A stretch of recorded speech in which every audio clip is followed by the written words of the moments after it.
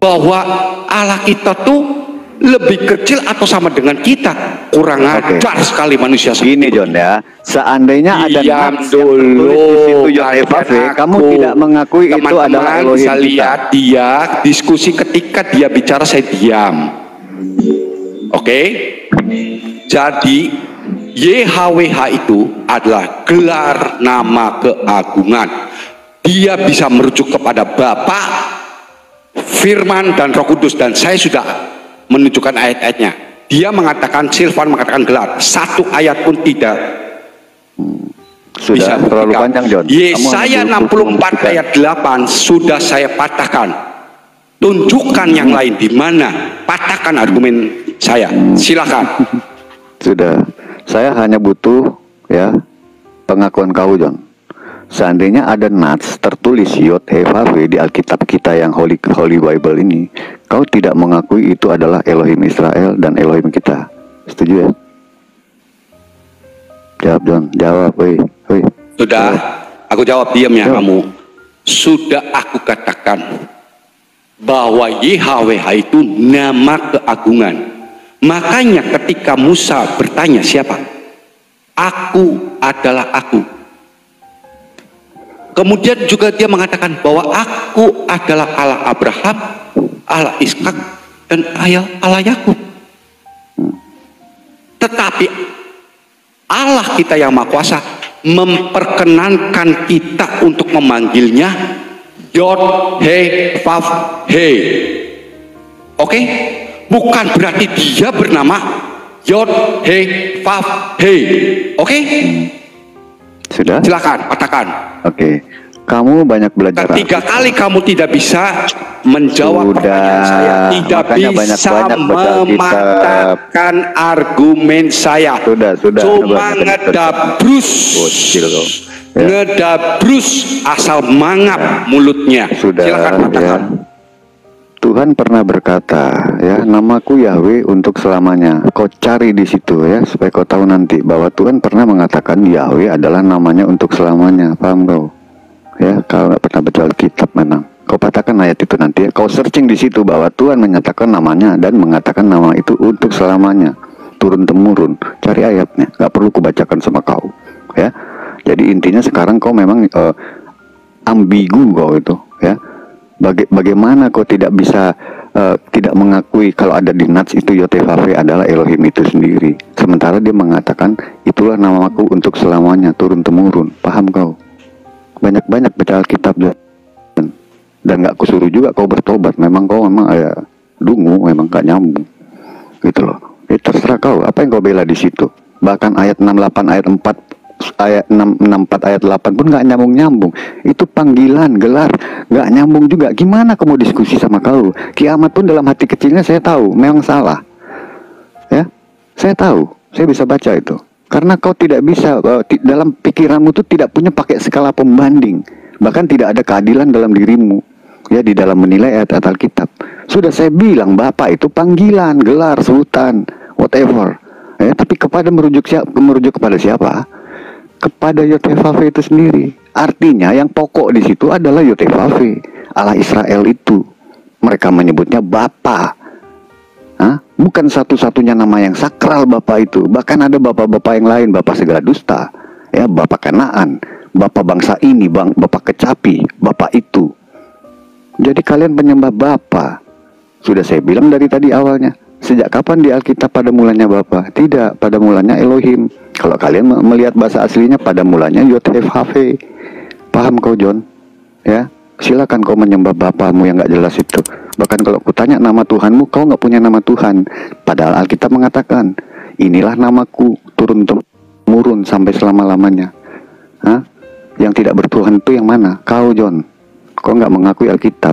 Sudah jelas-jelas Tuhan mengatakan, inilah namaku untuk selama-lamanya. Paham kau? Mau menantang Alkitab lagi, tung ini. Baca yang baik. Dan kayak anak-anak kalau baca Alkitab. Sudah selesai. Udah. Makanya punya telinga didengerin, jangan untuk pajangan ya. Jadi tadi aku udah jelaskan bahwa YHWH itu adalah nama keagungan. Makanya Allah kita memperkenalkan dirinya dengan nama siapa? Aku adalah aku. Artinya dia tidak bisa kita pikirkan. Kalau kita bisa memikirkan Allah kita, berarti Allah kita lebih kecil daripada otak kita. Apalagi dikasih nama dunia KTP. Itu adalah nama keagungan yang merujuk kepada ketritunggalan Allah kita yang esa. Mana kamu kesempatan keempat? Diam dulu. Oke, jadi teman-teman yang 200-an lebih ini catat 4 kali hanya ngedabrus Silvan, ngedabrus menghayal, tidak bisa mematahkan argumen saya membuktikan. Dan itu juga di Yesaya 64 ayat 8 itu Bapak tuh merujuk panggilan kepada YHWH keberadaannya. Contoh lagi saya kasihkan Yeremia 3 ayat 4. Bukankah baru saja engkau memanggilku aku Bapakku? Oke, bukan gelar, panggilan. Gelar itu presiden, panggilan itu Bapak Jokowi. Kenapa ya nggak ada Wanes yang cerdas ya? Sudah. Susah sekali. Diam dulu. Sudah. Tidak ada Wanes yang cerdas satupun. Hanya menghayal, mengasumsi, tidak pernah bisa menunjukkan ayatnya. Mana? Sudah. Sekarang saya akan buktikan lagi siapakah yang menyelamatkannya. Saya buktikan dari Yesaya. Ini karena nggak akan selesai-selesai. Buktikan nih, saya permalukan lagi. Yesaya 44 ayat 6, Yesaya 53 ayat 5, Yesaya 54 ayat 5, Mazmur 107 ayat 10, kemudian 1 Yohanes 1 ayat 14, kemudian Wahyu 19 ayat 13. Yang menjadi juru selamatnya adalah Allah Bapa melalui firman-Nya yang menjadi manusia. Firman-Nya yang menjadi manusia yang bernama Yesus. Kamu patahkan lagi Yesaya 446, Yeremia 53 ayat 5, Yesaya 53 ayat 5, Yesaya 54 ayat 5,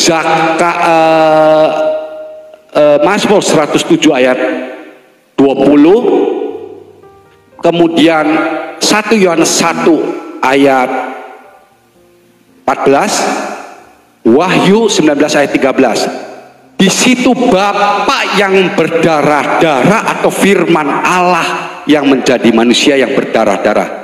Silakan buktikan, jangan asal ngedabrus.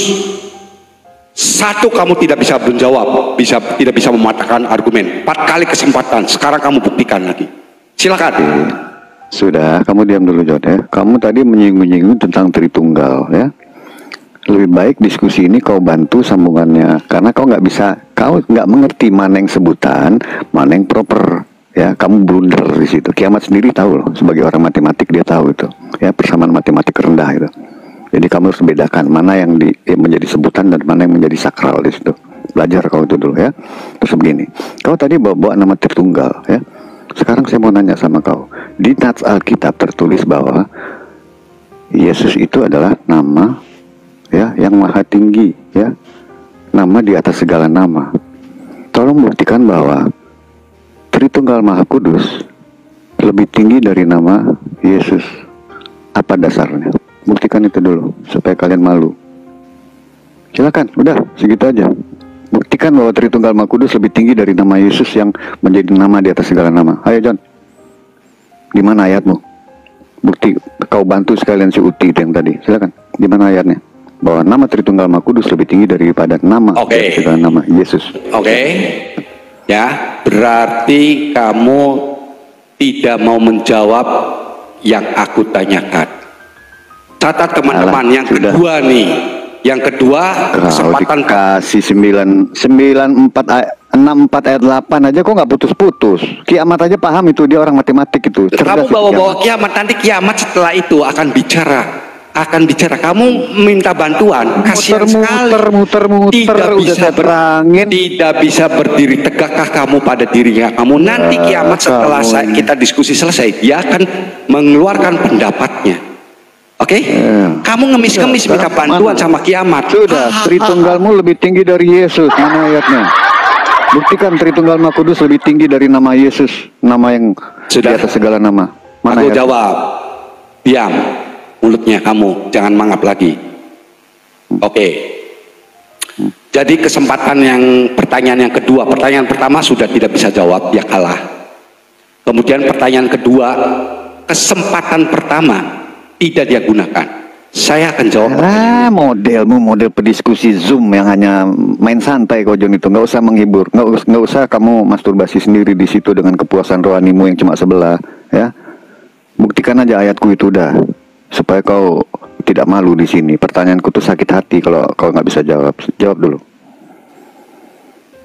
Ayo ngomong lagi, kan kesempatannya Ya, kamu potong-potong terus. Puaskan dulu. Ayo ngomong, cepat, aku beri kesempatan lagi. Kamu ngomong. Semua nanti aku jelaskan. Sudah saya pautkan di dalam satu ayat 64 ayat 8 tadi sudah menjawab dan saya sudah pahami, sudah kasih pemahaman sama kamu, tapi kau nggak paham.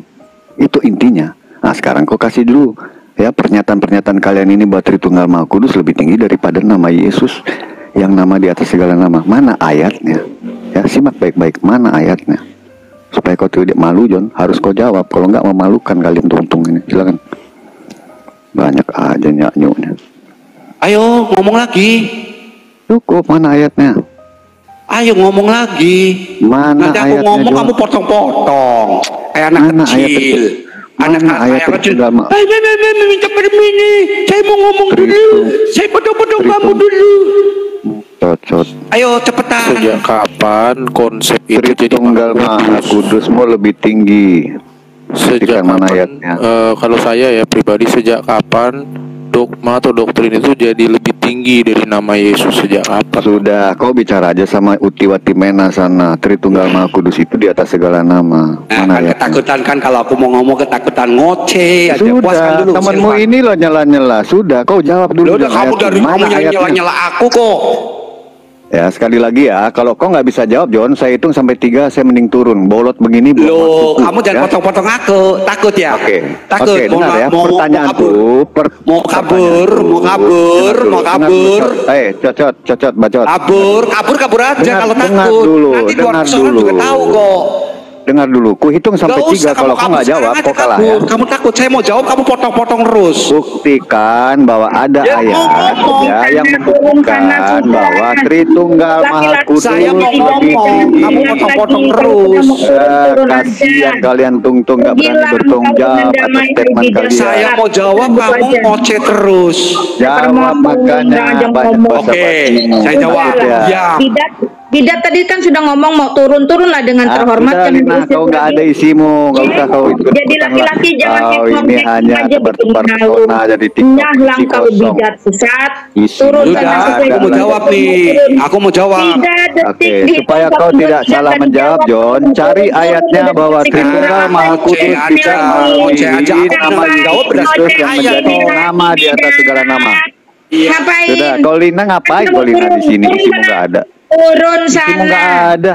Isimu nggak ada, ngapain kau di sini? Woi. Sudah saya tebar pesona. Sudah saya buru ya, makanya sudah saya biarkan ya.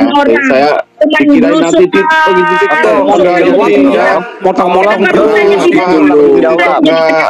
adil. Oke, Wan, tolong suruh John Timothy langsung jawab. Jawab kok kamu potong-potong terus. Bertahan, hai bidat. Kalau sudah ngomong mau turun, tolong John Timothy suruh langsung jawab. Tolong turun saja. Silakan Wan, tolong jawab ini. Turun tapi nggak mau turun. Langsung jawab. Maksudnya apa? Suara Wan. Kalau John ngomong dia mau. Kasih suaramu untuk mengatakan jawab saja. Kapan aku jawab? Ya sudah, silakan. Dasar bidat sesat turun. Ya sudah, Kan Mas, kamu ambil bilang alih. gitu. Turun Ambil bidat alih sesat. roomnya. Turun kau bidat Diam dulu, sesat. Silvan, aku mau Ambil alih jawab. roomnya, Kan Bos. bilang mau turun bidat Selamat sesat. sore teman-teman. Selamat sore. Ambil alih roomnya. Budina sayang. Sabar Budina sayang, sabar Budina sayang, sabar. Enggak, kan dia bilang mau turun si bidat sesat. Ya silakan turun, ngapain Jangan, bilang jangan disebut. laki-laki kok ngomong ngeludah dijilat lagi. Oh, dia mau bicara, Ambil alih roomnya, host. Turunlah Ambil kau alih bidat roomnya. sesat. Dengarkan dulu Budina. Ah, dari tadi Silakan, kita Pak Silvan. dia nggak jawab kok Bang Wawan, cuma ngeong aja. Saya mau jawab, kamu potong-potong terus tuh. Nah, Silvan. makanya sekali dipotong dia kerasukan. Dikasih-kasih Iya. tempat ngelunjak nggak jelas. Dasar bidat. Kamu menanyakan Yesus adalah nama di atas nama. Oke.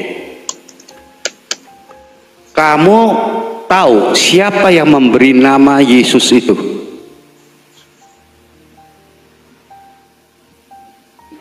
Tahu nggak, Silvan? Aku tahu. Kau jalan Silakan aja jawab. sudah, nggak usah Yusuf, bertanya. Yusuf. Narasimu bangun dulu, biar ku bantah semua nanti. Aku bantuin Silvan lah, udah lah. Oh. Iya. Yusuf, Udah Siapa Justin yang- kau kosong. Yusuf. Justin, Oke. satu-satu. Kalau kau mau nanti dengan aku, satu-satu. Aku Nggak ada dengan- ilmu kamu. Aku Ngomong. bantuin. Kau Malaikat sudah tiarap, sudah Malaikat Justin. Kau kalau berbicara- sudah tiarap dan hanya bisa malaikat nyanyi, berbicara nggak usah lagi kepada tampil. sabarlah Sudah. Silvan. Udahlah. Malaikat berbicara kepada Yusuf, namailah anak itu Yesus. Oke. Dan malaikat tidak berkata, namailah Bapa itu.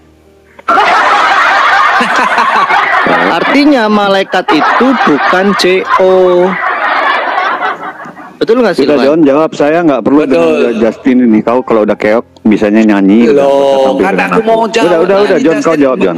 Kita Sebetulnya dialog. Justin tuh pengen ngebantu kamu loh, Silvan. Aku membantu. Kamu Sudah, tidak bisa sudah menjawab. John. Aduh, banyak sekali bumbu kalian ini. Jawab aja udah. Silvan, jadi seorang anak telah lahir, bukan seorang bapak telah lahir. Betul nggak? Betul. Aku nggak perlu dengan kau. Aku nggak mau dengan Bicaranya John Timothy aja baik-baik aja kok. udah. Iya, aku nggak perlu. Kau udah keok, udah tepar nggak bisa apa-apa. Mau ketemu aku lagi. Nggak kapok kamu. Kok Kasihan. pribadi Bahkan kita Erben pun hanya bisa nyanyi di depan aku. Kasihan kalian ini. Udah John, kau ada John. Jawab dulu. loh dibantu. Jawab dulu John. Jawab dulu John. Kau ada John. Pak Silvan, jangan begitu dong. Saya kasih kesempatan kita untuk diskusi di kepala saya loh. Iya, oke. hanya tinggal Kamu jawab diam, aja. Saya kan kemana-mana. diam. Jawab aja udah. Mulutnya diplakban dulu. Atau begini dilakban. Pak John, Ya. kita beri kesempatan Pak Silvan bertanya bagaimana? Boleh, bagus. Kan saya Aku akan jawabin. bertanya ini. Loh, kan saya bertanya belum dijawab. Jadi Oke, jangan silakan dicampur dulu. silakan Wai. Pak Silvan Biar bertanya John dan Timothy jawab yang- sendiri. Biar John Timothy yang menjawab. Saya bertanya kepada John Timothy. Gimana? Kasihan. Nah, ya sekali-kali nanya ke Jawab saya John. kenapa Saya sih? dengan John Timothy. Jawab John. Gantilah. Ya. Nah, jawab. Gimana Ganti nih? pemain, ganti pemain. Jawab di mana ada ayat Tritunggal Maha Kudus melebihi nama yang Nggak ada, Di atas nggak ada, segala udah nama. selesai. Pertanyaan berikutnya nggak ada, udah. nggak ada. Ya sudah. Apa aliran kepercayaan kalian? Ayo Ya sudah, singkat-singkat saja selesai untuk itu. bidat biar nggak wasting time. Kalian kan nggak bisa jawab makanya. Bukan. Iya, Tidak udah ada dijawab, juga. nggak ada. Terus mau apa kamu puaskan syahwatmu aja? Di Ngapain Filipi itu? 2 ayat 10 Allah Namanya juga mengaruniakan tidak. nama Ganti segala pemain, Kevin. nama. Hah? Itu yang Nggak ada, nggak ada. Nggak ada Tritunggal, nggak ada di Bible, nggak ada. Yang bilang ada YouTube, Pak. siapa? Kau ini kadang aneh-aneh.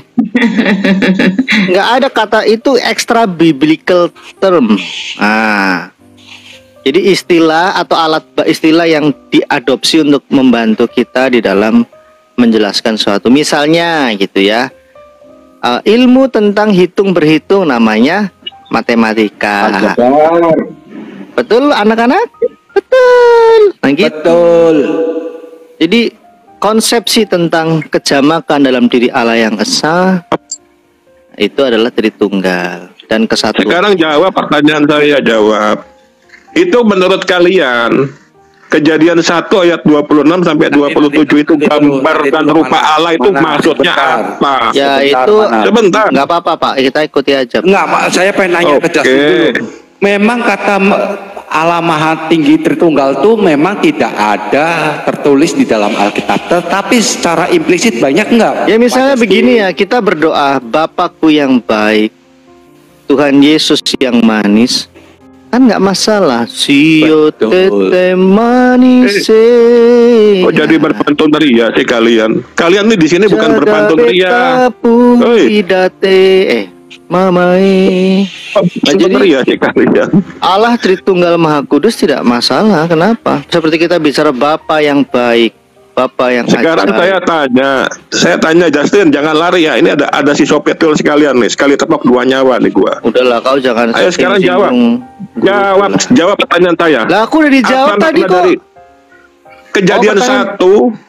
Oke, kejadian 1:26. Kejadian 1 ayat 26. Oke. Kejadian 1:26. Apakah kita serupa dengan apa yang kalian maksud di dalam kejadian 1 ayat 26? Coba jawab. Apa ya, itu? Segambar dan serupa. Bagian mana yang mau kau ini atau maksudnya apa? Apakah di situ adalah roh anak dan Bapa? Apakah demikian menurut persepsi sudut pandang kalian? Coba. Kok bahas roh sih? Saya cek kitab saya. Di dalam kejadian 1 ayat 26 itu kita diciptakan menurut gambar dan rupanya.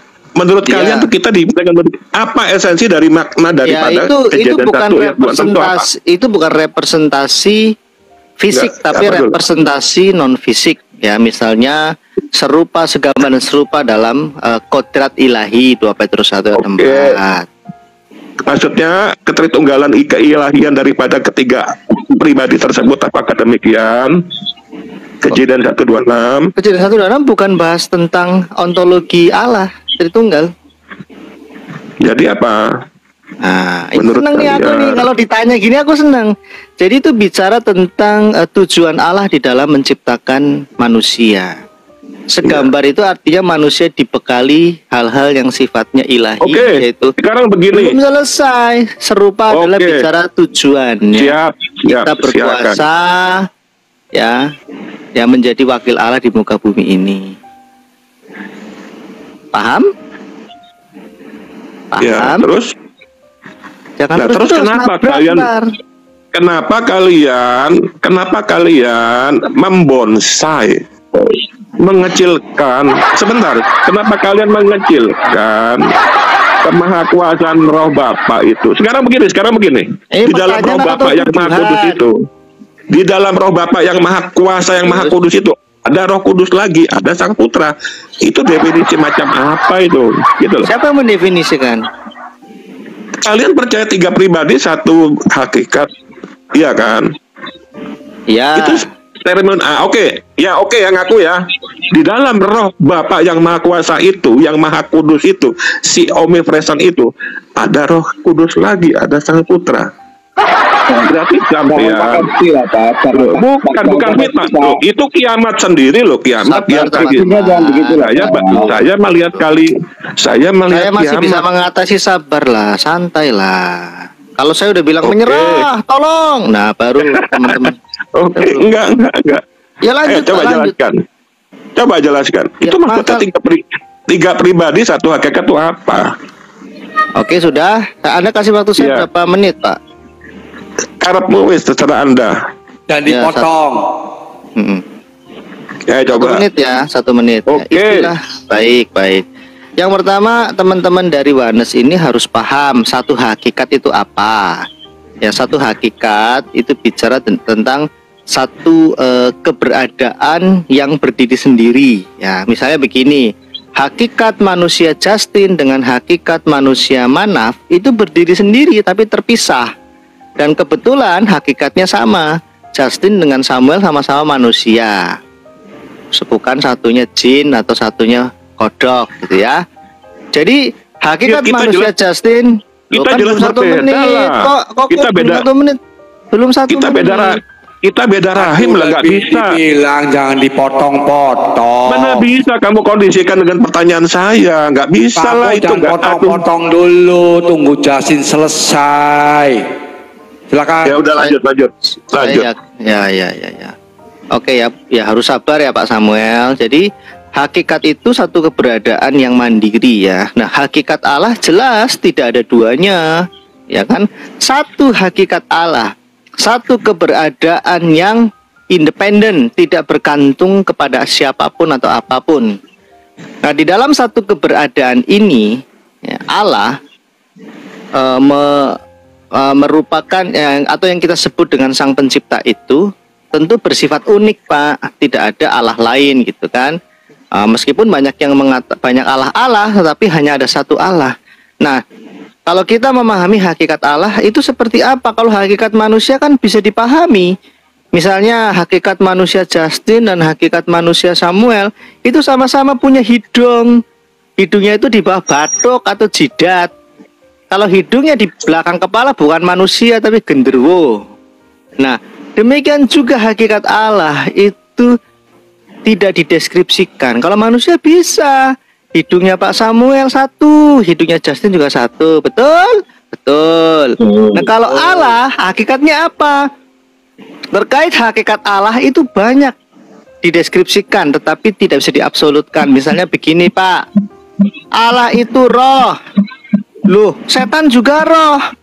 Nah, makanya di Alkitab ada dikatakan Allah itu kasih, karena setan tidak punya kasih. Nah, loh, apa itu cukup menjelaskan tentang Allah? Tidak. Karena ada juga kata-kata dua muda-mudi sedang memadu kasih, dan tentu bukan sedang memadu Allah. Lalu apalagi? Allah itu terang. Loh, lampu Petromax juga terang. Lalu apa? Waduh, Malik. Jangan khotbah dong, Pak. Sebentar dulu, belum selesai. Aduh, ini saya lagi klimaks ini, jangan diganggu Pak Samuel. Artinya apa? Di dalam Alkitab tidak ada keabsolutan, tetapi ada satu misteri ilahi. Allah itu adalah terang yang tak terhampiri.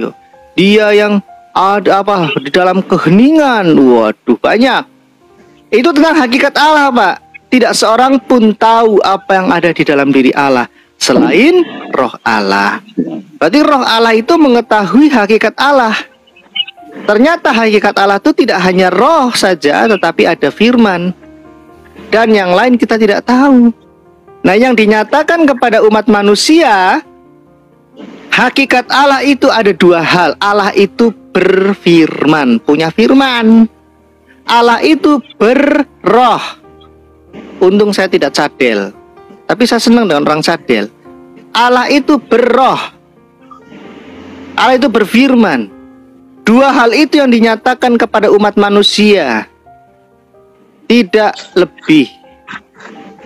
Paham ya Pak ya? Jadi ternyata Allah yang kita kenal adalah Allah yang berfirman. Dia memiliki firman dan dia memiliki roh.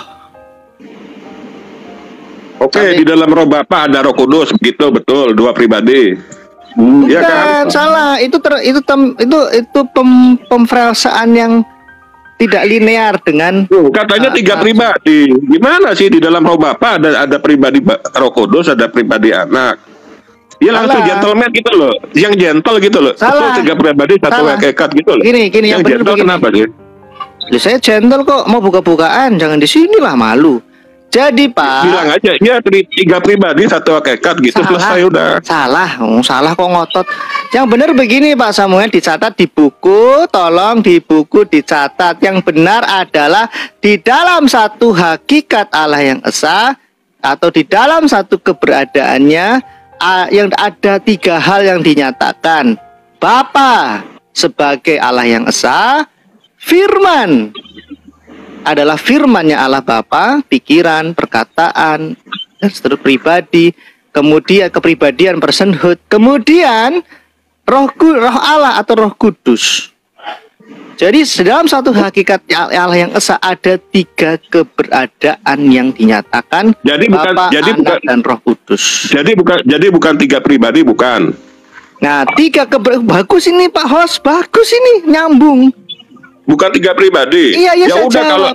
Jadi yang benar, saya sambung. Tiga pribadi, di dalam tiga keberadaan itu ada dinyatakan ada hubungan yang mengandung atribut-atribut pribadi, misalnya Bapa dan anak berrelasi. Anak menyebut Bapa dengan kata engkau.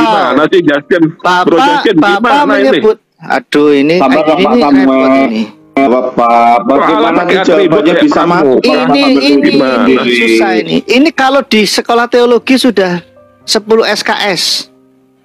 Baik, saya teruskan.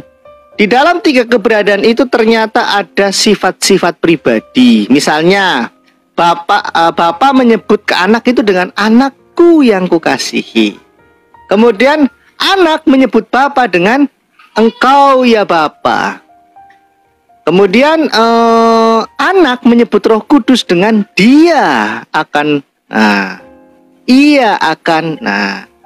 penolong yang lain. Nah, ternyata di dalam keberadaan Bapa, Anak, dan Roh Kudus ini ada aspek-aspek seperti individu. Jadi kesimpulannya apa dong nih? Saya bingung juga. Di dalam bahasa teologi itu disebut dengan realita konkret. Apa dong? Kalau di dalam bahasa Indonesia itu dipermudah dengan kata pribadi. Jadi pribadi Bapa, pribadi Anak, dan pribadi Roh Kudus bukan 3 Allah, tetapi 1 hakikat Allah. Antara Pak Samuel Manaf dengan firman Anda terbatas, tidak bisa saling mengasihi. Tidak mungkin pagi-pagi Anda bicara, halo firmanku, aku mengasihi engkau. Kalau Allah berbeda. Di dalam kekekalan Allah mengasihi firman-Nya, firman-Nya mengasihi Allah. Yohanes 14 ayat 31, Yohanes 17 ayat 24. Paham anak-anak? Kok anak-anak? Paham Pak Samuel? Ya langsung intinya apa? Intinya 3 pribadi gitu, 1 hakikat, udah selesai, yang gentle gitu loh. Ya gentle itu gentle. Kalau Yohanes berapa pribadi? 3 pribadi kan, 1 hakikat, kalian kan betul. Kalau Yohanes? Loh, kalau saya YouTube HP adalah Yesus itu sendiri. Ya saya 43 ayat 11. Enggak, berapa pribadi?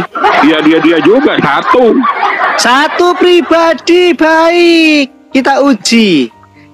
Mengapa kalau 1 pribadi Yesus mengatakan kepada Bapa dengan kata engkau?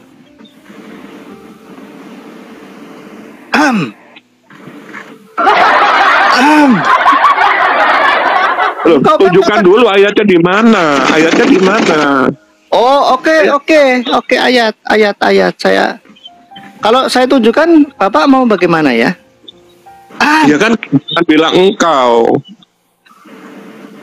Tunjukkan dulu ayatnya di mana, tunjukkan perikopnya tuh di mana. Jadi kamu tuh kamu kok mau aja dibohongin sama Tertuliano sih? Loh, Pak, ini yang tenang host. Ini hostnya sabar banget, tenang. Yohanes 11 ayat 25. Jawab Yesus. Yesus ini siapa, Pak? Oh, salah nanya. Yesus kita tahu ya. Yohanes berapa? Yohanes 11.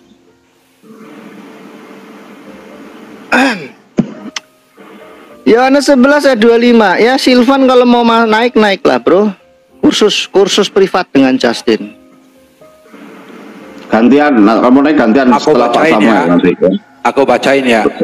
Setelah Pak Samuel boleh Pak Silvan naik lagi. Ntar dulu kita cek Alkitabnya Pak Samuel sama nggak dengan kita. Oh iya. Yohanes 11 sudah ketemu Pak Samuel.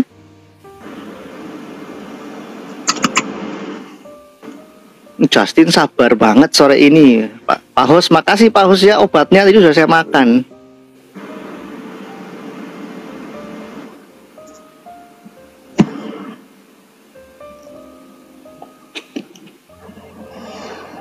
Kok lama ya? Halo? Waduh, nangis nih jangan-jangan.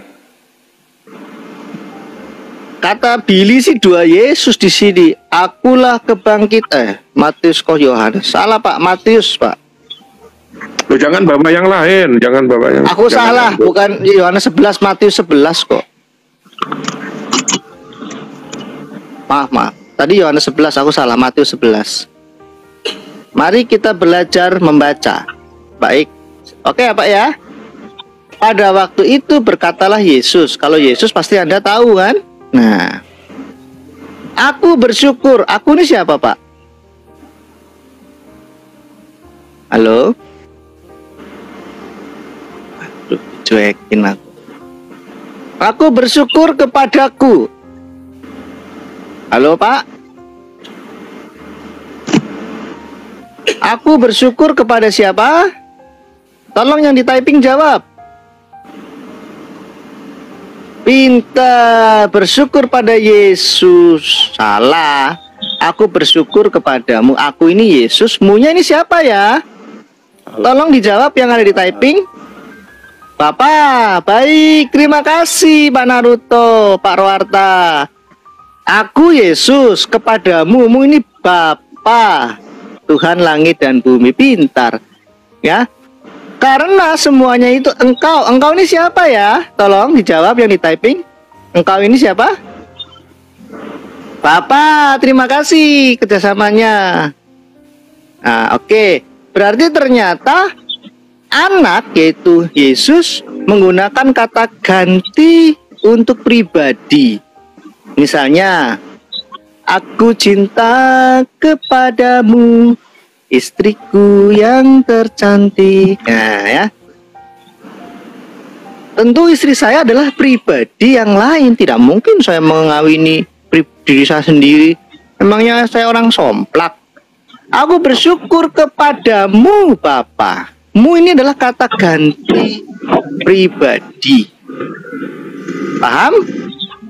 Ini saya kok nanya sendiri, jawab sendiri ini. Lama-lama saya stres ini. Pak Samuel, ya udah baca aja maksud kamu apa, beda dua pribadi gitu. Bapak Yesus, Yesus Bapak beda. Loh, Anda mau mengkritik saya atau mengkritik Yesus? Ini kan perkataan Yesus, Pak.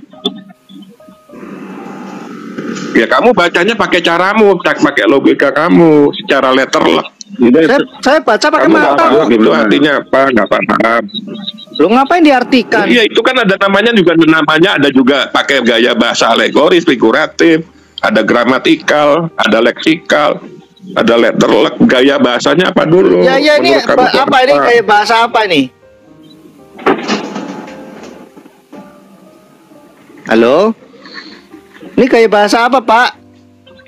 Karena konteksnya dia sedang berbicara kepada siapa, bro, di situ gitu loh. Lah ini Yesus sedang ngomong kepada aku ini siapa, Pak? Aku ini siapa? Yesus. Dia ngomong sama siapa? Masa gak mungkin ngomong sendiri kan, bro? Ya ini, gak betul lah. Ini. Gak mungkin betul. Ini dia Bapak ini siapa, Pak? Bapak ini di sini Bapak. Dia bicara sama siapa itu? Di sana Bapak. Ada berapa orang? Kok orang? Bapak tuh Allah kok. Bicara dengan siapa? Ini bicara sama siapa Yesus? Pada Bapak ini Bapak.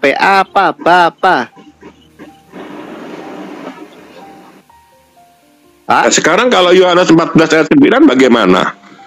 Itu secara letterlek loh Yesus bilang kepada Filipus. Yohanes 14 ayat 9 itu bagaimana coba? Ini dulu Pak. Itu secara harfiah letterlek itu baru dia bicara kepada Filipus. Berarti kita lompat ini dulu ya Pak. Yang ini nggak letterlek ya? Oke, ini kalau sebentar perikopnya sedang berbicara kepada siapa? Gitu loh, Bro Justin. Lah ini kan tidak mungkin dengan Bapak siapa ini. Dia bicara apa? Bicara sendiri. Ada dua Yesus. Ajakan apa kepada siapa? Iya, ajakan juru selamat. Saat itu Yesus sedang berkata. Perlu kamu ketahui, Bro Justin dan teman-teman sebentar. Perlu kamu ketahui Taurat moral nomor 2, Taurat moral yang kedua. Jangan menyebut Tuhan Allahmu dengan sia-sia. Jangan menyebut Tuhan Allahmu dengan sia-sia. Maksudnya itu bapak-bapak itu hanya gelar, bro. Oh hanya sih. Begitu loh, Yesus mengajarkan itu jangan menyebut nama Tuhan Allahmu dengan sia-sia. Karena Yesus Kristus tunduk terhadap Taurat. Ya ini bukan. Paham nggak? Yesus Kristus itu tunduk terhadap Taurat. Ini ada katamu. Nih, saya kasih ilustrasi ya. Saya kasih ilustrasi, dengarkan teman-teman. Oke. Ya, saya kasih ilustrasi. Saya minta waktu 1 menit, Pak, penginjil TikTok. 1 jam juga. Saya kasih waktu 1 menit. Bapak Jokowi itu adalah Presiden Negara Republik Indonesia, orang nomor 1 di Indonesia. Sebentar, saya minta waktu 1 menit. Bapak Jokowi adalah kepala negara, orang nomor 1 di Indonesia. Di istana negara, dalam tugas dan kesehariannya dalam berdinas ya, dalam setiap jabatan yang ia pegang di dalam pundak dia. Nah, pada saat di rumah, Bapak Jokowi juga seorang kepala rumah tangga, seorang kepala sang ayah di dalam rumah tangganya. Nah, ia berkata kepada keluarganya, Gelarnya mana? Bapak Presiden, Bapak Kepala Negara atau mana? Hakikat, saudara. Boleh nggak Jasin udah 5 menit tadi, dia cuma minta waktu 1 menit. Adil kan? Nggak, kamu potong-potong aja kok. Nggak, biarin lah Pak, ini nanti debat kusir. Sebentar sih minta waktu 1 menit, boleh nggak sih? Wawan Pak Le. Gelarnya di mana? Sebentar. Bapak Jokowi adalah kepala negara dengan gelar presiden, orang nomor 1. Saya kasih ilustrasi. Kepala negara sebagai presiden, gelarnya adalah presiden. Oke, dengarkan dulu sebentar. Di rumah, di dalam rumah tangganya, iya Pak Jokowi adalah juga kepala rumah tangga. Gelarnya adalah sang ayah bagi anak dan istrinya, ya kan? Dia bilang dia bicara kepada, ya dia memberi saran. Sebagai warga negara Indonesia yang baik, dengarkan apa yang Presiden ucapkan, apa yang Presiden kasih, apa yang disarankan oleh Presiden, apa yang Presiden instruksikan. Oke, sampai di sini paham ya? Saya tarik lagi ke dalam. Di dalam statusnya sebagai kepala rumah tangga di dalam rumahnya Pak Jokowi, ia harus tunduk. Pak Jokowi harus tunduk kepada peraturan RT setempat. Ya. Dia harus tunduk seketika Pak Jokowi bahkan lebih rendah daripada status jabatan seorang RT di rumah dia. Contohnya apa? Pada saat pemilu, RT membagikan surat formulir edaran untuk ikut berpartisipasi di dalam pemilu, mencoblos dia. Jadi Pak Jokowi yang orang nomor 1 itu seketika ia harus tunduk kepada sang RT di rumahnya, mengikuti peraturan sang RT, mengikuti proses pemilihan umum, memenuhi surat edaran yang diberikan kepada RT setempat kepada setiap warganya karena status dia warga, gitu loh. Jadi saya gambarkan di ilustrasi yang saya ucapkan ini, menurut Justin, ya, apakah di situ ada 3 pribadi, 2 pribadi, apa 1 pribadi? Coba jawab Justin, yang saya kasih ilustrasi ini. Itu kan bukan pribadi, itu kan peran, Pak. Sama juga kan, dia sebagai kepala negara, gelarnya presiden. Ya kan, dia turun dari istana, dia turun ke dalam, dia turun ke rumahnya. Kamu nggak ada seujung kuku kita, Pak. Loh, ya. Loh, saya nggak tanya sama kamu, Sofiatul. Saya tanya, saya bicara sama Justin. Saya bicara sama Justin. Saya tanya berapa pribadi. Saya tanya berapa pribadi. Saya nggak tanya sama kamu nanti ya, bagian mau kamu. Kalau di sini hanya peran. Konsepnya Allah kita itu bukan kayak gundulmu, ya. Kadang-kadang jadi bapak, kadang-kadang jadi anak, kadang-kadang jadi roh kudus. Tidak, itu bukan Allah kita. Allah kita itu realita konkret. Ya. Allah kita itu realita konkret. Bagaimana roh itu bisa menjadi konkret? Yesus berkata, bagaimana bisa? Barang siapa melihat aku melihat Bapak. Anda, Sofiatul, Anda paham realita konkret nggak seperti apa? Konkret itu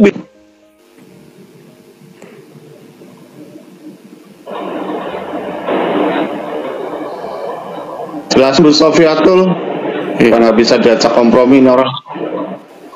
Iya. Jelaskan Bu Sofiatul. Allah kita bukan peran seperti dikatakan Pak Justin. Allah kita itu bukan berperan, bukan bermain topeng, bermain opera seperti kata orang Oneness.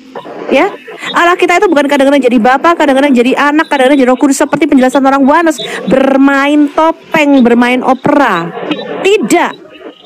Ya, Yesus berkata, Bapa mengasihi aku sejak sebelum dunia dijadikan. Ada relasi di dalam diri Allah, firman dan rohnya itu sendiri. Tadi sudah dijelaskan berkali-kali. Pribadi yang dimaksud itu bukan kayak gundulmu dan gundul saya. Bukan 3 Allah. Persona yang dimaksud di situ adalah persona metafisika. Kita bicara pribadi yang adalah roh, Allah yang adalah roh. Dan jelas bahwa Bapa itu realita konkret. Kenapa? Bisa mengutus anak, bisa mengasihi anak.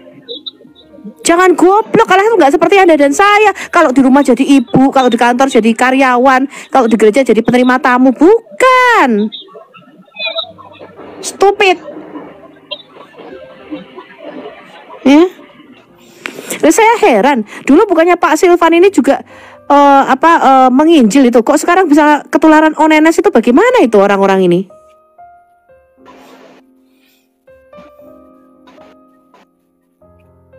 Ya, itu hanya orang goblok itu yang mengatakan bapak itu seperti Pak Jokowi di rumah jadi bapak, di sini jadi itu stupid. Ya. Fokus aja ke penginjilan ke muslim. Ini orang-orang goblok semua itu. Sabar. Nambah. Ya pertanyaan beliau itu, apakah roh itu bisa realita konkret, bisa jadi realita gitu loh. Itu yang jadi pikiran dia, Bu. Loh, roh itu bukan roh itu beda dengan roh kudus. Ketika dikatakan Allah itu roh, itu artinya substansinya metafisik. Kamu baca Yeskiel 1 ayat 20. Kerubim dan Ofanim itu makhluk roh yang mempunyai roh di dalam roda-rodanya, mempunyai roh di dalam rohnya. Aduh, offlock kalian tuh memang gak baca Alkitab. Heran saya sama kalian. Baca Yeskiel 1 ayat 20. Kerubim makhluk roh, tapi makhluk roh ini mempunyai roh di dalam rohnya. Kalau gue kadang-kadang ya sama kalian ya, bener-bener. Ngemilnya apa sih kalian tuh, Ciki ya? Udah berkali-kali saya bilang kalau ngemil tuh salmon. Ngemil Ciki. Ini ayatnya nih yang Bu Sofi maksud.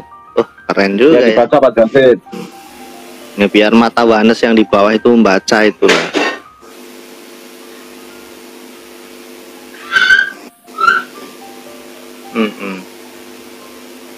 Bener juga ya. Itu masih bernafsu itu loh Bu Sofi. Kasihan itu Pak Samuel. Jadi makhluk roh itu punya tubuh sorgawi. Untuk apa? Untuk contain dia punya spirit, untuk contain dia punya roh. Gak baca Alkitab, stupid. Allah itu roh punya roh kudus dalamnya lu. Iya. Karena Allah itu roh itu bicara. Kamu paham realita konkret apa tidak? Kamu yang paham realita konkret itu bisa dirasa, bisa diraba, bisa dipegang. Realita konkret. Kamu jelaskan. Aduh. Pak Samuel yang tertib lah Pak. Gantian, coba Bapak jelaskan. Iya, jangan diturunkan terus kalian ngoceh-ngoceh framing ke aku. Nggak sportif itu. Masalahnya Pak. Nggak sportif. Pak pengeja TikTok nggak sportif. Sekarang saya tanya baik-baik. Roh itu apakah realita konkret? Roh itu apakah bisa dirasa, dipegang, diraba? Mana bisa? Bapak diam. Bu Sofi jelaskan. Pak Bu Sofi jelaskan. Pak Samuel yang tertib diam menjelaskan Bu Sofi. Sekarang kamu jelaskan apa artinya Allah itu roh. Ketika Yesus mengatakan Yohanes 4 ayat 24, Allah adalah roh dan barang siapa menyembah dia harus menyembahnya dalam roh dan kebenaran. Kamu jelaskan dulu apa artinya Allah adalah roh. Usah kayak RT 6 multiple choice, langsung ngomong aja udah pakai diksi. Kamu nggak tahu apa-apa kayak ngomong kayak RT 6 ya. Kamu tuh yang kayak kadrun. Allah itu satu tunggal kayak hidungmu. Gak usah nanya-nanya multiple choice, gak usah, langsung jelaskan. Allah yang kau sembah itu loh, ya. Satu kotak batu hitam itu Allah yang kau sembah itu. Yang kau katakan berperan sebagai Bapa, Anak, dan Roh Kudus itu Allah yang seperti kotak. Hubungannya batu hitam sama aku. Aku ini Kristen, bukan RT 6. Kamu itu batu hitam sama seperti RT 6. Loh, nanya ngawur ngaco kamu. Kamu tuh ngaco, kamu itu wah. Allah itu roh. Kamu lebih pintar dari otak saya. Ya, kalau kamu lebih pintar IQ dari saya, kamu jelaskan. Kalian gak usah nanya multiple choice segala, langsung jelasin aja udah. Kamu yang langsung jelasin sekarang, apa arti Allah itu roh? Sok pintar kamu di hadapan saya. Pertanyaan roh itu apa sih? Roh itu bisa dipegang Enggak, pakai roh itu bisa dirasa, diraba. Kan apa artinya? Enggak bisa. Kamu jelaskan kalau kamu lebih pintar dari saya. Sekarang belajar dulu ilmu alam. Realita konkret itu bisa dirasa, bisa diraba. Terus nggak apa-apa. Jadi Bapak jangan pendek-pendek begitu, Pak. Anda punya kemandirian membangun argumen. Itu pertama itu saya sudah digoblok-goblokin. Oke, terus habis itu dia bilang, kamu tahu roh itu apa? Realita konkret. Mana bisa? Kamu jelaskan hal itu. Kamu lebih pintar. EQ-mu berapa saya tanya? EQ-mu berapa? EQ-mu berapa kalau lebih pintar saya? Bukan, statement awalmu itu udah ngaco amburadul. 80. Ya. Kalau kamu lebih pintar dari saya, jelaskan EQ-mu itu berapa? 80 persis Malik. Sekarang saya tanya, realita konkret itu apa sih? Apa realita konkret itu apa? Sekarang kamu tadi mana bisa gitu, aduh. Itu realita konkret. Sekarang dia nggak tahu apa itu realita konkret, coba bayangin. Iya, realita konkret itu bisa dirasa, bisa diraba. Klik aja Google. Aduh, goblok. Ya kamu sih bodoh. Kamu tuh nggak lulus SD, SMP nggak lulus. Waktu pelajaran kimia, fisika kamu tuh nggak pernah masuk kelas. Kenapa saya selalu? Makanya ngomonganmu itu postrat ngaco. Kalau saya goblok, kenapa saya selalu ranking 1 di kelas? Hah? Jangan sembarangan kamu kalau ngomong sama saya. Ya? Realita konkret itu apa sih? Coba klik Google. Sembarangan kalau ngomong sama saya kamu ya, goblok lulus gak SD. Realita konkret itu bisa dirasa, bisa dipegang. Masa roh dikatakan realita konkret itu mustahil, amburadul itu pernyataan apa itu, kacau. Realita konkret on. Kamu yang bilang. No. Yang realita konkret Bapak anak dan Roh Kudus on. Goblok otakmu itu. Kamu sekolah ranking berapa? Bapak itu apa? Bapak itu apa? Daging apa roh? Beasiswa. Bapak itu daging apa roh? Bapak itu daging apa roh? Ayo saya tanya sama kamu. Apa roh? Daging apa roh?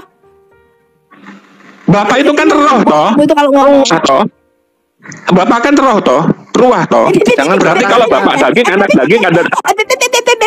Pak Samuel jangan dengan intonasi bertanya. Iya toh. Jadi memancing. Kamu iya. Lulus kok. Kamu lulusan apa saya tanya? Berani-beraninya kamu sok pinter depan saya. STT Wanes. Kamu tahu nggak saya itu siapa? Jangan sok pinter kamu di depan saya. Ya. Yesus berkata, barang siapa melihat aku, dia melihat Bapa yang mengutus aku. Berarti ada yang diutus, ada yang mengutus. Baca kayak gitu aja, goblok kalian tuh. Sok pinter di depan saya kamu. Hah? Tanya kiamat itu, EQ dia berapa? 136. Tanya sama saya, EQ saya berapa? On kau. 150. Tapi aja nggak ngerti. Kamu saksi Yehova, titik. Jangan nyamar jadi Tritunggal. Lo. Saksi Yehova. Ya? Jangan sok pinter dan sok tahu kamu.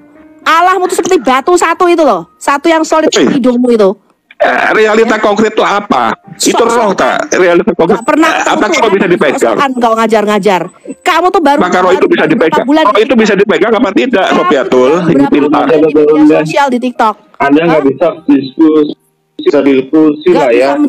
Aku tadinya respect hormat lu sama Pak Samuel. Allahmu satu kayak batu hitam tuh loh. Batu hitam yang ada di Ka'bah tuh Allahmu itu. Gak bisa diskusi. Mulutnya kayak cewek. Iya, Allahnya itu gak ada seberapanya, gak ada seujung kuku saya, sok pinter depan saya. Allahnya itu roh, Allahnya itu tunggal dan itu roh. Loh, apa bedanya dengan setan? Setan kan roh juga, tunggal. Nah ini tadi menengahi apa Pak Justin? Mau menang apa Pak Justin? Silakan. Enggak, saya ingin menengahi aja tadi sama menjelaskan Allah itu roh, nggak bisa, dia nggak punya kemampuan membangun argumen. Ini loh yang repot loh. Harusnya punya kemandirian membangun argumen.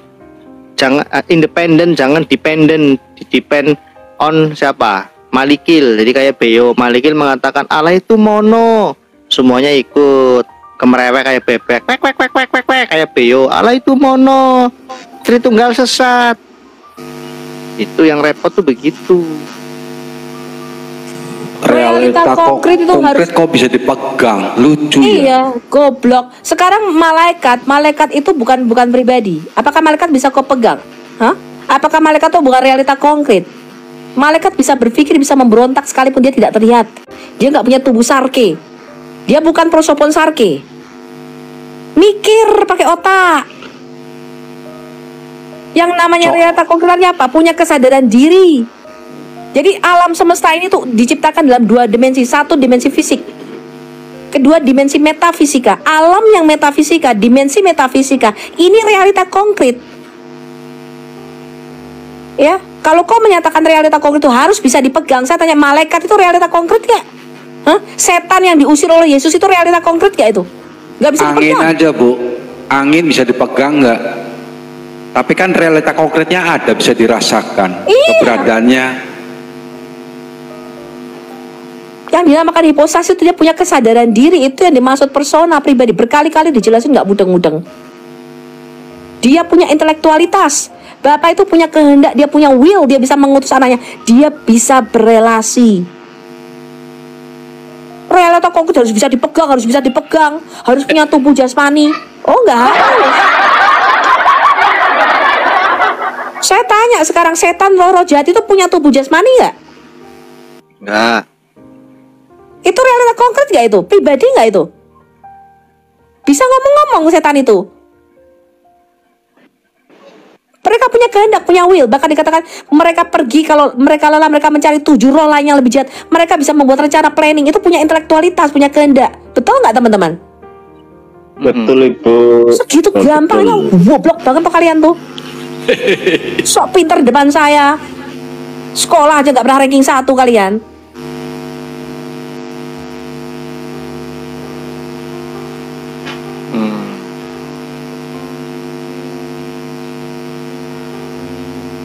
Ya, karena mereka menyalahpahami atau menuduh, memframing kalau dipikirnya kita ini tidak mengalahkan Yesus, hanya memanusiakannya.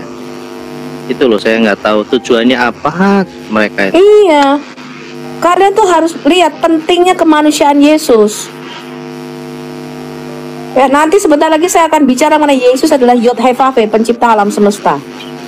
Trinitas itu mempertahankan keilahian dan kemanusiaan Yesus yang sejati. Itu posisi Trinitas, pandangan Trinitas. Jangan goblok kalian. Sekolah nggak pernah ranking, nggak pernah pemegang name tertinggi. Saya sok pinter.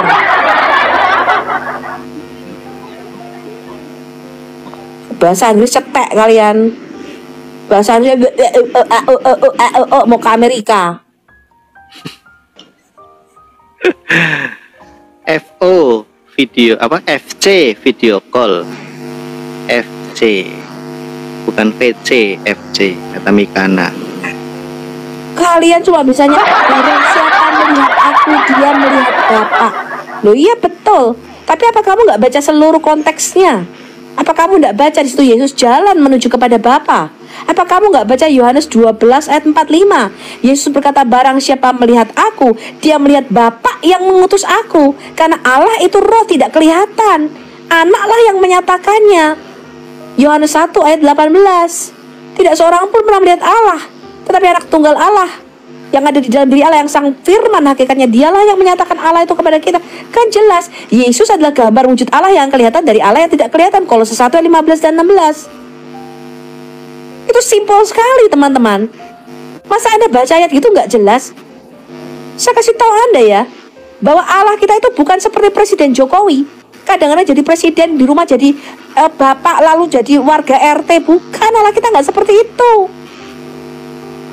Allah kita tuh hakikatnya tidak terselami. Tidak seperti hidungmu dan hidung saya satu. Ya, itu Allah yang tebas, gampang aja Allah di blender jadi satu. Allah yang bermain peran itu bukan Allah kita. Allah kita bukan bermain topeng, bukan bermain prosopon, bukan bermain muka, bukan bermain wajah. Itulah yang dipertahankan dalam doktrin yang yang kudus, gereja yang trinitas, ajaran yang ortodoks, ajaran yang rasuli. Ya. Coba masa kalau Allah itu roh, di dalam dia kok ada Roh Kudus. Lah buktinya iya kok. Yeskiel 1 ayat 20. Apa kamu nggak baca bahwa malaikat itu makhluk roh, dia punya tubuh sorgawi, tapi di dalam tubuh sorgawinya dia punya roh lagi di dalamnya. Dan roh di dalamnya itu sumber hidup. Sama seperti kita, roh kita ini sumber hidup. Kita punya tubuh jasmani. Penghuni sorga tidak. Dia nggak punya tubuh jasmani, dia punya tubuh sorgawi yang kontain atau menampung rohnya. Baca dong Alkitab. Realita konkret itu harus bisa dipegang. Loh, malaikat itu realita konkret, setan dan roh-roh teritorial itu realita konkret. Walaupun tidak kelihatan, nggak bisa dipegang. Kenapa? Dimensinya beda, coy. Kamu harus tahu alam semesta ini dia dibagi dua sama Tuhan. Yang satu dimensi metafisika, dimensi roh. Yang satu dimensi fisik atau dimensi ruang dan waktu kita. Itu simple, itu pelajaran fisika sederhana. Kamu tanya kiamat ini loh. Kiamat, coba kamu ngomong dulu, speak up. Yang EQ-nya 136. Ngomong sama EQ gorila, EQ 80. Repot saya. Kiamat tidur, kiamat.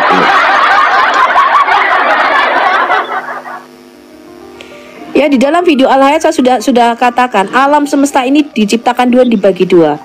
Satu ada yang namanya dimensi metafisika, dimensi roh.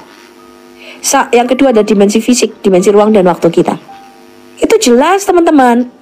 Nah kalau kita bicara dimensi metafisika, jangan kamu mikirnya kayak dimensi kita, ngerti nggak maksud saya?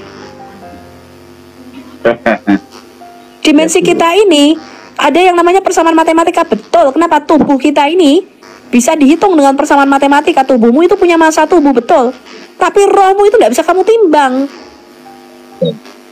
Ya, kedewasaan rohmu, kematangan rohmu itu tidak bisa kamu ukur dengan jumlah matematika. Umur manusiamu bisa kamu hitung. Tergantung ulang tahunmu. Oh, umurku 10 tahun, umurku 15 tahun. Tapi usia kematangan rohmu itu kamu nggak bisa hitung dengan bilangan matematika, karena dia bersifat metafisika. Kamu harus ngerti dulu ini. Allah adalah roh. Itu bicara dia itu dalam dimensi yang nggak dimensinya kita, metafisik. Sehingga persamaan matematika itu tidak bisa dikenakan di dalam dimensi metafisika. Itu kalian harus tahu dulu.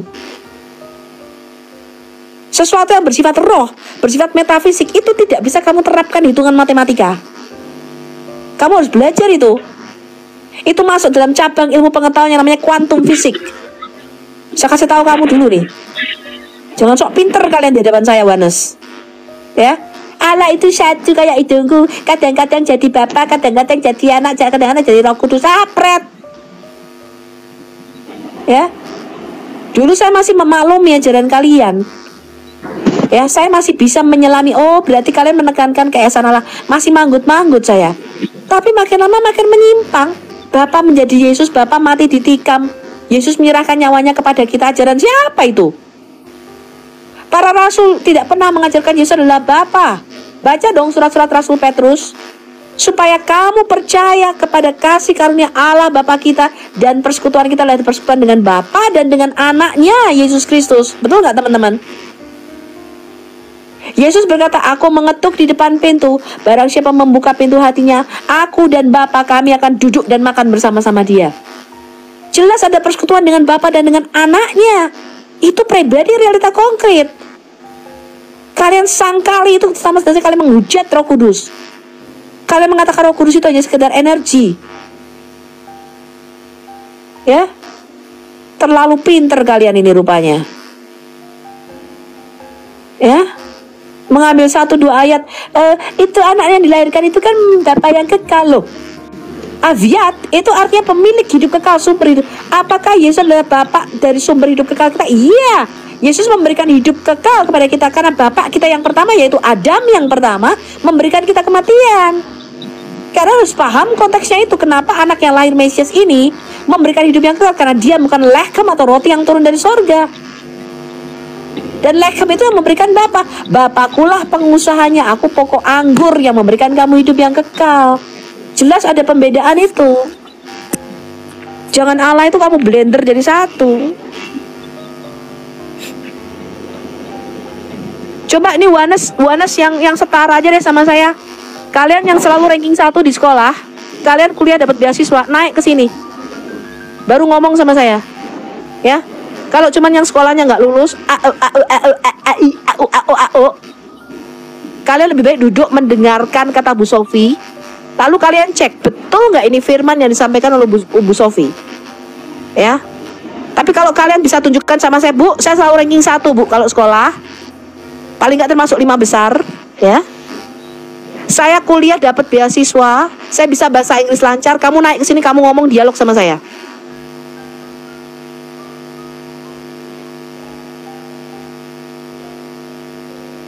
Ya, Walter, selamat sore, Walter. Walter. Selamat sore, Walter. Selamat sore. Ya. Kalau cuma yang sharing, sekolah Walter? STT 2 tahun nggak lulus nggak usah. Ya, saya tanya Mikana itu loh. Kamu jelaskan sama saya Efesus 1 ayat 17. Allah itu Bapa dari Tuhan kita Yesus Kristus. Kamu jelaskan Roma 15 ayat 6. Kamu jelaskan Wahyu 3 ayat 12. Gak bisa jawab. Jadi kalau yang sekolah STT-nya nggak lulus, kamu jangan dialog sama saya. Tolong yang sekolah STT-nya lulus, yang pendeta, yang di sekolah ranking 1 seperti saya, kuliah dapat beasiswa, ngomong sama saya di sini. Ajari saya, baru saya dengarkan. Khusus Wanes. Ya, kamu yang di sekolah ranking 1. Ya, Pak. Bahasa Inggrismu 10, naik ke sini, ngomong sama saya. Kalau yang di bawah itu, kamu cuma dengerin aja Sofiatul. Ya, kamu dengerin, lalu kamu cek ayat-ayatnya betul apa enggak, referensi yang saya kasih betul apa enggak.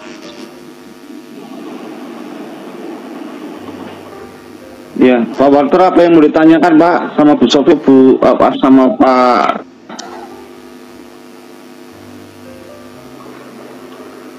Oh, saya masih ngikut-ikut aja dulu. Silakan Pak, bertanya Pak.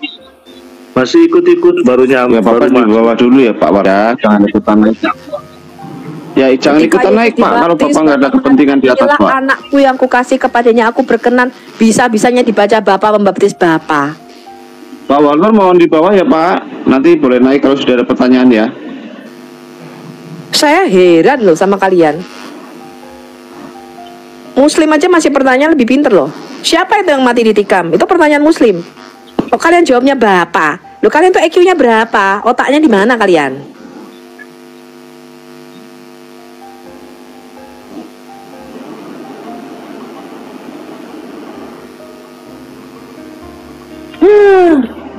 Aing mau yang mau naik, aing mau enggak. Sepiro, enggak ngerti dimensi metafisik. Ya, dimensi metafisik aja kalian tidak tahu. Nggak belajar Alkitab, ya. Coba Sofiato jelaskan apa itu hipostasis, apa itu realita konkret. Realita konkret harus bisa dipegang, ngepret.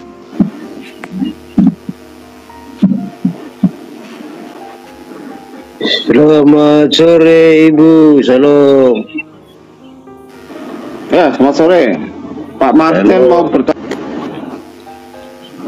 Ya. Apa yang mau ditanyakan Pak Martin? Oh, ini saya mau sharing aja Bu Pak. Kemarin ya, Pak, kemarin saya masuk ke roomnya, di sebelah mereka menanyakan bahwa kenapa kamu sembah Yesus itu, padahal Yesus itu manusia katanya. Ya, saya jelaskan Yesus itu adalah Allah yang turun ke bumi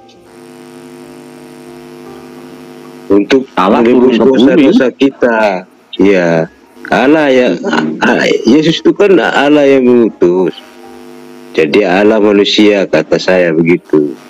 Jadi dia bilang, berarti kamu sembah manusianya. Dia bilang, ya saya tuh sembah Allah, sembah Yesus. Yang turun ke bumi itu Allah atau Bapak Pak? Allahnya yang menjadi manusia sesuai firman Allah itu. Enggak, maksudnya saya yang menjadi Bapak atau Allah? Yesus tadi firman Allah. Allah itu mengutus Yesus. Yesus kan Allah anak, kata saya begitu. Lalu dia komplain, berarti kamu menyembah manusianya, bukan Allahnya. Dia bilang begitu. Loh, kan itu menurut Bapak, tapi saya akui bahwa Yesus itu adalah Allah. Ini kebanyakan orang, ini berkali-kali yang saya ajarkan ya. Orang Kristen itu ketika berdialog dengan Muslim kebawa sama narasinya Muslim, manusia itu tidak disembah. Keliru. Makanya Al-Hayat itu mendasarkan, sebentar saya kasih tahu Anda. Al-Hayat itu mendasarkan pengajarannya kepada doktrin kerajaan. Allah itu menciptakan dua kerajaan. Yang pertama dia menciptakan kerajaan dalam dimensi metafisik, namanya kerajaan roh, yang disebut kerajaan surga.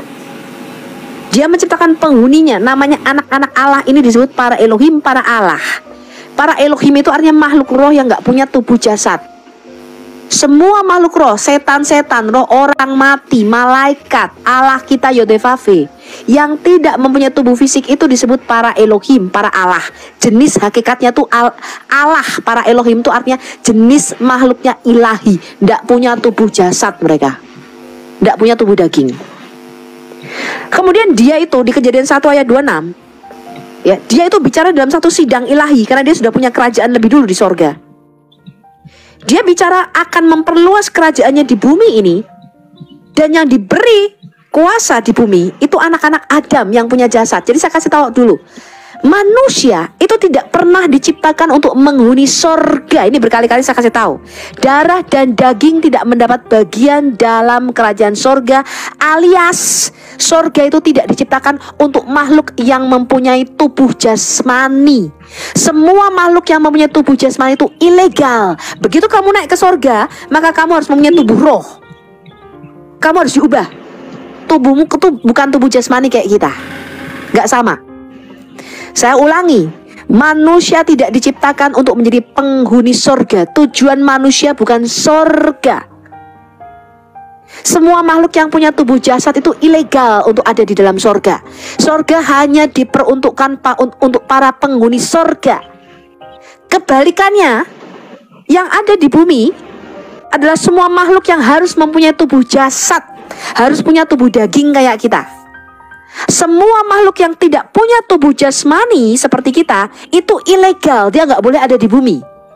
Ketika kita mati, maka tubuh dan roh kita ini terpisah. Tubuh kita dimakan cacing kembali ke tanah. Roh kita ini nggak boleh ada di bumi, Pak. Karena semua makhluk yang tidak punya tubuh jasad ini ilegal, dia nggak boleh menjadi penghuni bumi. Roh kita itu harus masuk ke dalam dimensi roh. Dia harus nunggu di Firdaus sampai pada kebangkitan tubuh atau kebangkitan badan. Dimana ketika kebangkitan badan, kita kembali mempunyai tubuh jasmani yang bisa diraba ini loh. Tubuh jasmani kita yang baru nanti, sekalipun dia diubah menjadi tubuh kemuliaan, tapi dia masih bisa dipegang, masih ada tulang dan dagingnya seperti Yesus. Itu kodrat manusia. Dan ketika disatukan lagi, maka tempat tinggal manusia ini tidak boleh di sorga. Manusia tidak pernah diciptakan untuk menghuni sorga. Itu grand design Allah. Biarlah Adam berkuasa di bumi, bukan di sorga. Mazmur 115 ayat 16. Langit itu samayim, artinya dimensi roh, itu adalah kepunyaan Yahweh. Tetapi bumi ini telah diberikannya kepada anak-anak Adam. Makhluk kita ini Adam, itu kodratnya, takdirnya. Tidak boleh jadi penghuni sorga, harus menghuni bumi. Maka Wahyu 5 ayat 10 dikatakan, ketika kebangkitan badan, maka kita ini dikembalikan ke bumi yang baru, memerintah di bumi, bukan di sorga. Yang di sorga yang boleh memerintah itu adalah anak-anak Allah. Dia punya otoritas tertentu di dalam dimensi roh. Dan di bumi itu manusia diberikan otoritas tertentu di bumi, bukan di sorga. Nah, prinsip ini mesti ngerti. Lalu kalau kita kembali ke Kejadian 1 ayat 26, 27, 28, itu merupakan grand design atau rencana Allah untuk Adam atau manusia. Yang Adam hilangkan itu bukan agama. Yang Adam hilangkan itu adalah relasi dan suatu kerajaan. Di Kejadian 1 ayat 26, Adam itu dijadikan raja, imam dan Tuhan, penguasa atas seluruh bumi. Adam kehilangan ketiga-tiganya ini. Lalu Allah itu mengutus anaknya yang adalah Firman, yang hakikatnya satu dengan dia, monogenes. Firman ini yang adalah roh turun menjadi manusia. Sekarang dia menjadi Adam yang kedua. Baca dong orang Kristen, Yesus ini sekarang